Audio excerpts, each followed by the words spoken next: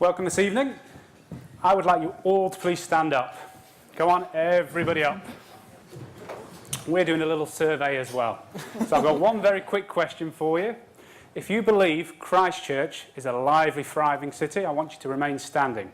However, if you believe Christchurch is a conservative, boring and dull city, please sit down. Come on, nobody's judging you. Come on. Come on, we'll give you another couple of seconds. Good, good. Thank you. You can all sit down now. I have to say that activity was rather interesting because it contrasts with the research we have found. The annual Life in Christchurch survey asked participants for one word to describe Christchurch. Naturally, as residents, the most common response was home. In our survey, however, the most common response was conservative, even though we used exactly the same questions.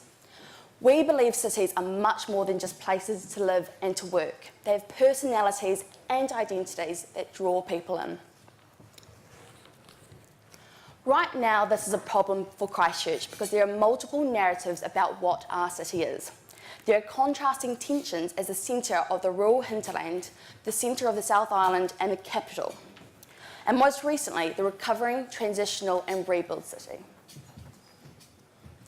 But this citywide crisis of identity has been around for a while, and it's extremely problematic to try to pigeonhole Christchurch into one single identity. Are we, as per that headline down here, a mini Melbourne, or are we a maxi Ashburton? One of the common themes seems to be an overwhelming perception that there's nothing happening here. However, we know things are happening in Christchurch and people do attend events. The Night Noodle Market had over 160,000, the Lantern Festival had more than 40,000. This month alone, there's more than 30 public forums, multicultural festivals, expos being held around the city. However, currently there's no single place that collates and celebrates the multitude of things happening in our city. Our solution is Christchurch Happening, a multi-stage approach that starts with something tangible that can be implemented in the short term. A website that takes all the events that are happening in Christchurch and centralises them into one hub. A shop window to display the diverse array of events, movements, communities of interest and the many multicultural groups throughout the Christchurch. We want to harness the energy that already exists here and use this to create a platform based on us, the people of Christchurch. So what does that look like? Communities taking ownership of events, gaining support and empowering themselves. Let's take Easter this year alone. Over 21,000 people left the city to go elsewhere. This tool will allow people to create events, gain support momentum. So maybe we can challenge those Easter trading laws. Imagine people staying here over Easter and not travelling away. So we've built an audience, empowered the change makers and challenged established norms.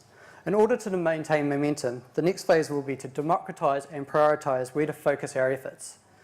To this end, it effectively enables us to make the projects we believe in happen. The challenge we'll ultimately face when we have communities of interest competing for space is prioritisation. With so much on offer, we foresee a need to introduce a mechanism to support the marketplace. We saw an emergence of time banking in some areas of the city after the earthquakes, which is something we believe our city could capitalise on a citywide scale. We felt that the only way to successfully scale up these initiatives is to develop a tradable and trusted currency with universally recognised value across the city. Built on blockchain, we're proposing this mechanism will enable people to commit to causes they believe in while reinvesting in the local economy. This approach has been tried successfully overseas and will not only assist in raising capital, but it ensures that initiatives of metropolitan significance are able to gain traction at the critical early phase. Our challenge was to come up with a short-term tangible solution, and Christchurch Happening, which we've already developed, delivers on this. But we wanted to think long-term and recognise the need to be agile in our solution.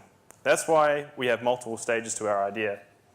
So we couldn't have come up with a singular solution to solve this challenge without alienating some interest groups in the city. That's why we actually haven't proposed one key idea. Instead, it's a process, a set of tools to enable you, the residents, to take ownership of our city and give it an identity that's worthy of a destination and not merely a gateway.